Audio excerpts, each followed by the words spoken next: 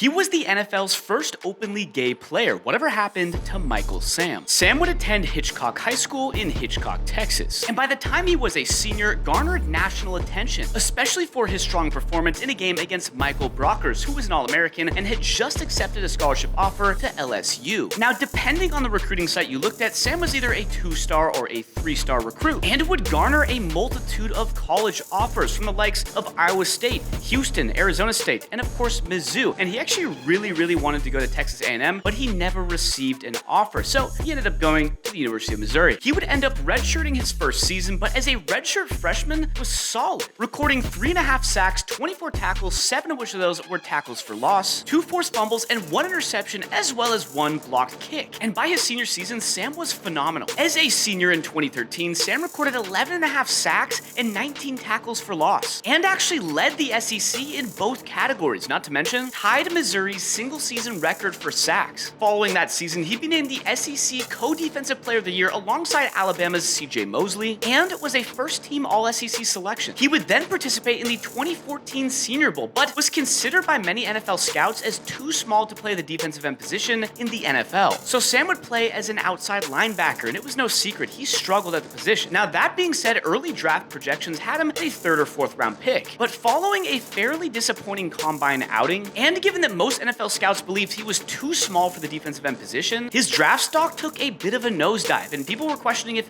he'd even be drafted. With that said, the Rams would end up selecting Michael Sam in the 7th round of the 2014 NFL Draft. I mean, of the 256 players selected in the NFL Draft, he was the 249th, and would become the first publicly gay player to be drafted into the NFL. Now, what was particularly interesting is that Sam had a solid preseason. He looked pretty dang good. And in an interview, Rams coach at the time, Jeff Fisher, even said, "I believe he can play in this league." Yeah, well, 2 days later, he would cut Michael Sam from the roster. And then by September 3rd of 2014, he'd be added to the Dallas Cowboys practice squad, only to be waived about a month later. And his next opportunity in football would come in 2015, signing with the CFL's Montreal Alouettes. But a day before the first preseason game, he'd be granted permission to leave camp, citing personal reasons, where he would actually return home to Texas and be placed on the suspended list. Now, the specific reason for his departure is still unknown to this day, but after sitting out the first 5 games, he'd make his CFL debut, but did not record a tackle and actually left the team the following day, citing concerns of mental health and that he wanted to focus on himself. In an interview, he also stated that his heart was never really in the CFL. In fact, he never really wanted to go. He committed, so he did end up going, but his heart was never really there. And then in 2015 on Twitter, he would announce he would step away from football for mental health reasons, and was out of football entirely at any level for 7 years. And in that time, he shared his experiences as an author and a motivational speaker. But on April 10th of 2022, he would come back to football. And Sam would actually be hired as an assistant defensive line coach for the Barcelona Dragons of the European League of Football. But what's really cool is that a roster spot actually opened up, so he transitioned from a coach to a player, and would start as a defensive lineman in the team's first game just a few days later.